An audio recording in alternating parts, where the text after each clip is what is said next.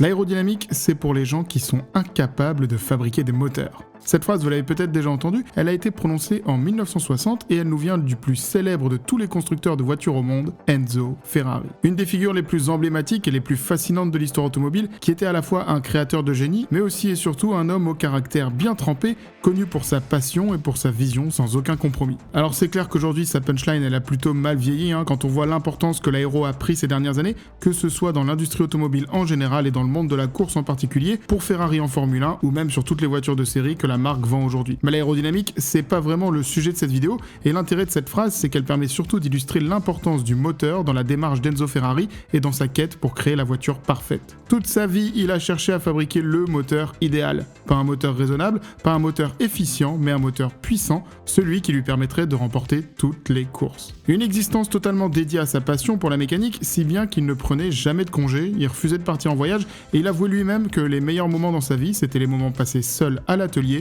quand tout le monde était en vacances. Pour Enzo, les voitures de course ne sont ni belles ni laides, elles sont belles quand elles gagnent. Rien n'est plus important que la performance, et en fait dans son esprit c'est la technique qui prime sur tout le reste. À son époque chez Ferrari, la majorité de l'innovation et des efforts sont faits sur les moteurs, le châssis n'étant qu'un élément de support qui permettait de maintenir les roues en place, et le style des voitures était carrément un élément secondaire. Seulement vous connaissez l'histoire, pour pouvoir continuer à investir des grosses sommes dans le développement de ces voitures de course, Enzo doit accepter de mettre en vente certains modèles qui permettront de financer sa passion, et ça commence en 1948 avec la Ferrari 166. La 166, c'est la première Ferrari à avoir remporté les 24 heures du Mans, et c'est surtout la première Ferrari de course qui sera vendue au public comme un véhicule de grand tourisme avec plusieurs variantes de carrosserie réalisées par des grands noms dont certains ont survécu jusqu'à nos jours. Bon là du coup il faut que je fasse un petit aparté rapide pour clarifier et expliquer un morceau d'histoire assez important qu'on a du mal à imaginer aujourd'hui.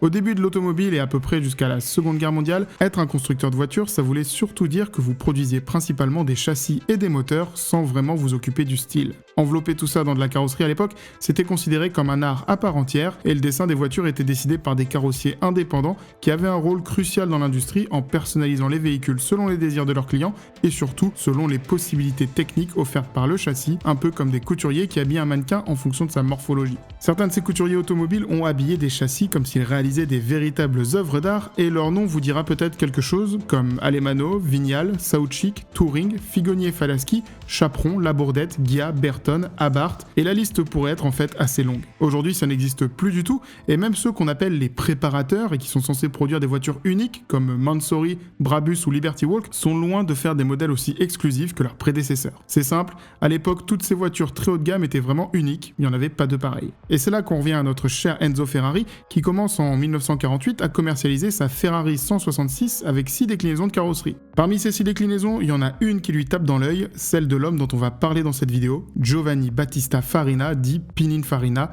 le maître qui a dessiné certaines des plus belles icônes de l'histoire automobile. Giovanni naît en 1893 à côté de Turin en Italie, dans la petite ville de Cortanze, et à la base il s'appelle juste Farina. Le préfixe Pinin veut dire petit en piémontais, un surnom qu'on lui donne parce qu'il est le petit dernier d'une fratrie de 11 enfants et qu'il finira par faire ajouter au début de son nom de famille. À seulement 12 ans, il commence à travailler dans l'atelier de son frère Giovanni et découvre sa passion pour l'automobile qui l'amènera à créer la Carrozzeria Pininfarina à Turin en 1930 avec l'objectif ambitieux de révolutionner la fabrication des carrosseries automobiles. Giambattista est petit par la taille mais grand par le talent et se distingue rapidement dans l'industrie grâce à son style innovant et élégant qui attire des marques prestigieuses de l'époque comme Lancia, Alfa Romeo et Hispano Suiza.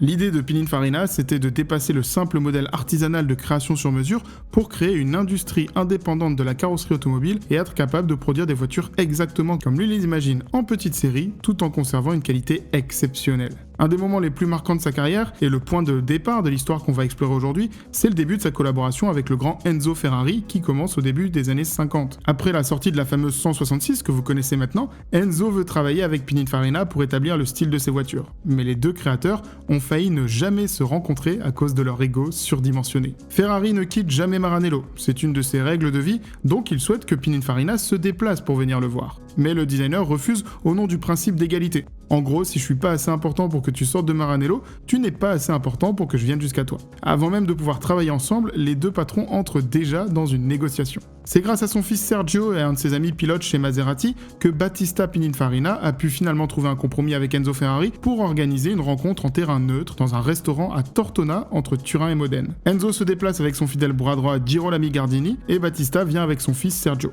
Ensuite, tout devient facile, mettez 4 passionnés d'automobile autour d'une table et ça peut durer jusqu'au bout de la nuit. À la fin de leur échange pendant la fameuse rencontre de Tortona, les deux entrepreneurs avaient posé les bases de leur collaboration qui durera plusieurs décennies pendant lesquelles l'entreprise Pininfarina est devenue le partenaire privilégié de Ferrari en ce qui concerne le style. Le tout premier modèle de leur collaboration, c'est la Ferrari 212 Inter qui arrive en 1952 et qui est la première voiture à arborer à la fois l'emblème du cheval cabré et la signature de Pininfarina. D'ailleurs, quand j'étais petit, je comprenais pas pourquoi le logo de Pininfarina c'était un F, et en fait maintenant j'ai compris, vu qu'on vient de voir ensemble que son vrai nom à la base c'était juste Farina. La 212, elle a plus de 70 ans aujourd'hui, donc c'est vraiment une Ferrari primitive, mais elle a déjà à l'époque les traits caractéristiques des collaborations futures entre Ferrari et Pininfarina. Une carrosserie pure et sensuelle, avec quelques éléments distinctifs comme la grille à motif carré, et des flancs lisses tout en rondeur sans ornements superflus.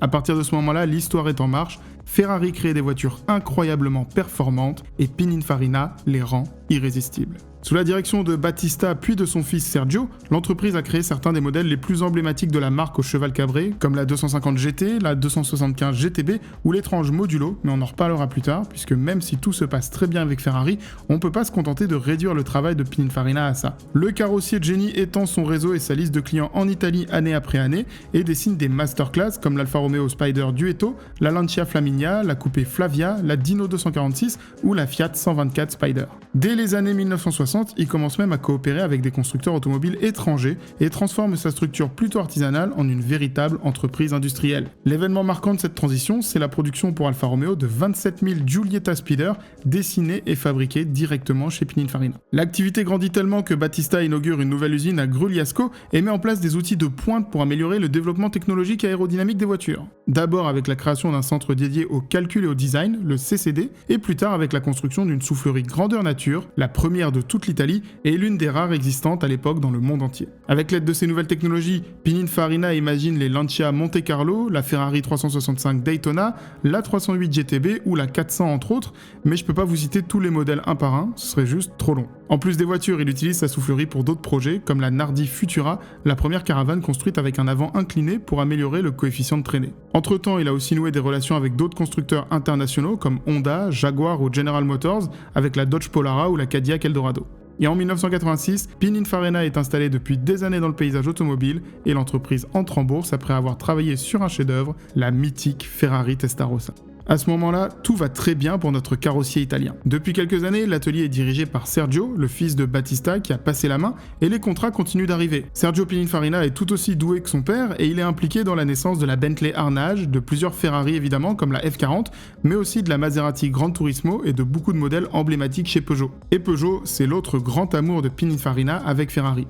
Ok, vous allez me dire qu'on n'est pas du tout sur la même philosophie, pourtant leur partenariat va durer des années et va surtout produire des modèles que vous connaissez tous, à commencer par la 403 en 1955. La 403 a succédé à la 203 et vous pouvez constater que son style a apporté à Peugeot un changement radical. Elle est vite devenue populaire grâce à son design sympathique et surtout moderne pour l'époque, qui lui a permis de se vendre à plus de 1,2 million d'exemplaires, un succès commercial qui a été le meilleur témoin de l'engouement du public pour le dessin de Pininfarina et qui a donné envie à Peugeot de renouveler sa confiance à notre carrossier italien. Les deux entreprises remettent le couvert avec plusieurs modèles, dont la 504, un classique intemporel disponible en berline, en break, mais surtout en coupé et cabriolet, deux versions qui sont encore aujourd'hui saluées pour leur esthétique assez raffinée et leur allure indémodable. Le design de la 504 a été un cadeau pour les deux parties, puisqu'il a établi de nouvelles normes de style pour Peugeot et a renforcé la réputation de Pininfarina comme maître du design automobile. L'histoire continue même jusque dans les années 90, avec la fameuse Peugeot 406 coupé lancée en 96, un modèle qui est devenu célèbre pour son design élégant et qui est même considéré comme le plus italien des coupés français. En 2003, le 100 millième exemplaire de la 406 coupé est sorti des lignes de production de l'usine Pininfarina. Encore une fois, une belle preuve que le style de Pininfarina fait recette. Au final, l'histoire d'amour entre Pininfarina et Peugeot a duré presque 50 ans,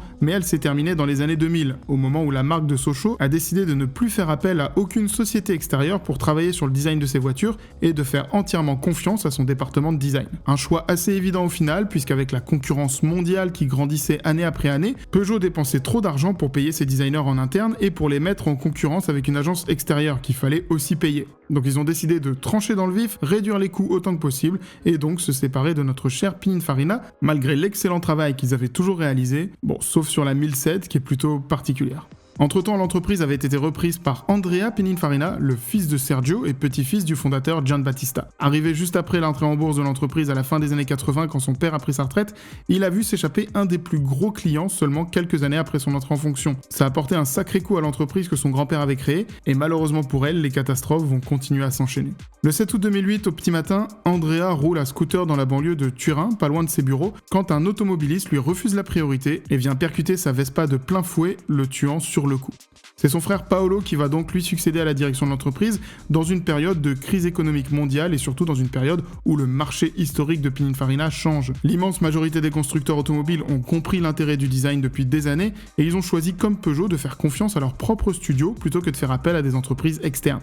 À cette période, deux autres carrossiers italiens historiques s'éteignent, Bertone qui tombe en faillite et Giugiaro Italdesign qui est racheté par Volkswagen. Pour essayer de limiter au maximum la fuite des clients et continuer de faire tourner la boutique, Pininfarina s'ouvre de plus en plus à des nouveaux acteurs dans l'industrie automobile comme Bolloré et va même accepter des projets variés comme des yachts, des immeubles, des tracteurs ou des aspirateurs, mais rien ne suffit à redresser la boîte qui se retrouve de plus en plus en difficulté. Finalement, les héritiers de Pininfarina décident de vendre au bord de la faillite et après une longue année de négociations, c'est le groupe indien Mahindra & Mahindra qui devient propriétaire de Pininfarina. Le problème, c'est que Mahindra & Mahindra, c'est un géant gourmand qui se rend bien compte qu'il faut changer la donne pour que Pininfarina redevienne rentable et il décide donc de transformer le carrossier en un constructeur automobile à part entière. Et c'est là que Ferrari, le plus gros client qui restait fidèle à l'entreprise, se rend compte que leurs intérêts deviennent trop divergents pour continuer. Ferrari se dit que depuis le rachat par un groupe indien, c'est plus pareil, et il voit la création de modèles spécifiques Pininfarina d'un mauvais œil. La marque au cheval cabré décide donc elle aussi de faire confiance à son bureau de design en interne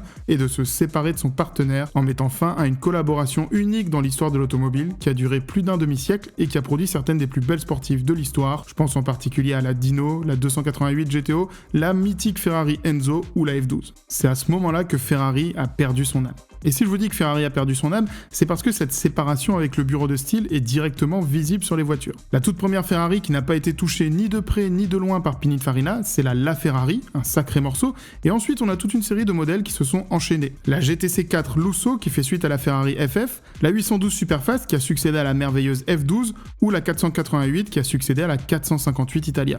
Évidemment, toutes ces voitures sont des très belles voitures, mais à chaque fois, on trouve un peu moins de rondeur, un peu moins de finesse chez les nouvelles versions, un peu comme si Ferrari avait finalement laissé une partie de son âme de côté. Même sur la remplaçante de la 812, la nouvelle 12 Cilindri, on a un design qui fait bien sûr écho à la Daytona de Pininfarina, mais par rapport aux autres Ferrari modernes, on a un côté plus rectiligne et plus strict qui s'exprime, en particulier avec les deux lignes parallèles sur le flanc de la voiture. D'ailleurs, cette 12 Cilindri, elle a été dessinée par Marc Poulain, qui a signé ici son dernier projet chez Ferrari avant de rejoindre Alpine. Petit à petit, Ferrari change son style grâce au travail mené par l'équipe design dirigée par Flavio Manzoni, un monstre du design qui a dessiné entre autres la Maserati 3200, la nouvelle Fiat 500, la Volkswagen Up ou même la Golf 7. On voit ce style un peu plus technique, en particulier au niveau des optiques, progresser avec le Puro Sangue, la Roma, les modèles spéciaux SP1, SP2 et Daytona SP3 ou la SF90, et ça nous montre que le design de Ferrari a peut-être réussi à passer l'ère de Pininfarina pour aller sur autre chose, et ça m'intéresse de savoir ce que vous en pensez. Est-ce que vous préférez les Ferrari de Pininfarina ou les tout derniers modèles? Dites-le moi pour qu'on en discute en commentaire. Du côté de Pininfarina, il y a eu la présentation de la Battista, conçue avec le nouveau prodige de l'électrique Rimac, dont j'ai parlé dans une autre vidéo, une supercar du coup électrique qui a quand même un sacré air de famille avec la SF90. Et puis sur la base de cette Battista, on a eu l'an dernier la présentation de la B95 au concours d'élégance de Pebble Beach, mais la production pour ces modèles est vraiment anecdotique, on se parle d'à peine 150 exemplaires. Est-ce que la marque va continuer à proposer des voitures sous son propre logo? Pour l'instant, pas vraiment d'infos. L'avenir nous dira si le carrossier italien va pouvoir réussir à survivre. En tout cas, il a marqué l'histoire du design automobile en ayant participé au dessin de plus de 1000 voitures différentes et en ayant produit au moins 250, et on estime qu'au milieu des années 2000, il y avait plus de 30 millions de voitures dans le monde qui avaient été créées avec l'aide de Pininfarina ou qui ont porté sa signature mythique. Les amis, j'espère que cet épisode vous a plu. Si vous êtes là, c'est certainement que comme moi, vous aimez Ferrari et Pininfarina. Alors pour rendre hommage à Pininfarina, justement, j'ai dessiné une de ses plus belles créations, la Ferrari 250 GTO, que beaucoup d'ailleurs considèrent comme étant la plus belle voiture de l'histoire. Donc vous pouvez la retrouver dès maintenant sur mon site appeldefar.com. Il n'y en aura que 100 exemplaires, comme d'habitude, c'est de l'édition limitée, donc c'est premier arrivé, premier servi. Et si vous commandez maintenant dès la sortie de la vidéo, vous pouvez être livré pour la fête des pères. C'est le cadeau idéal pour tous les passionnés de Ferrari et c'est le meilleur moyen de soutenir la chaîne. chaîne. Alors on se retrouve sur appeldephare.com directement grâce au QR code qui s'affiche ou avec le lien que je vous mets dans la description. Et bien sûr, si vous avez aimé cette vidéo et que vous avez appris des choses, je peux que vous recommander de continuer avec la playlist qui s'affiche maintenant pour plus d'analyse du design automobile. Merci à tous pour votre soutien et à la prochaine.